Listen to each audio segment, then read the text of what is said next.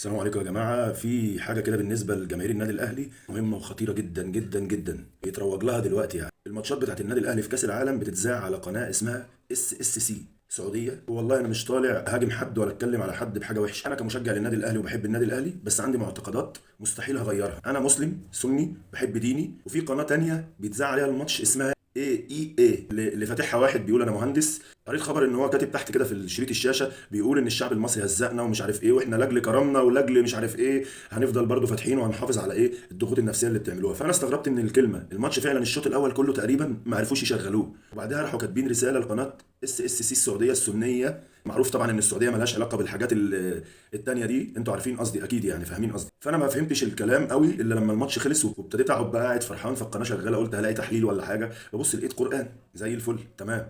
قران، بس القران بيتقري بطريقه غريبه، لا هي ورش ولا هي حفص ولا هي اي حاجه من اللي بنسمعها من العشر قراءات دي. طريقه كده ايه اللي هي بتاعت الشيعه من الاخر. فتحت القناه من شويه عايز اتفرج على ماتش الهلال وفلامينجو، ببص لقيت جايبين الناس اللي بتلطم وبتقعد تندب بتاعت الشيعه دي. فانتبهوا ارجوكوا، يعني احنا ضد قناه اي سبورت. لو انت فعلا بتخاف على عقيدتك ودينك ما تفتحهاش، عشان هم بيروجوا ليها بحيث ان الناس تشوفها ويبقى فيها عدد كبير من الناس. اولا ده سارق البث مش حقه، يحاول يعرض لنا الماتش عشان يفرحنا ومش عارف ايه وكلام من ده. ثانيا قناه اس اس سي سبورت دي قناه مسلمه سنيه، وكلنا طبعا في مصر هنا سنيه، محدش شيعي في مصر الحمد لله، ما فيهاش شيعة نهائي، ولا عمري هسمع ولا هشوف ولا هيحصل ان في شيعة تخش مصر. هم بيروجوا في القناة دي ان انت تتابع قنوات الشيعة.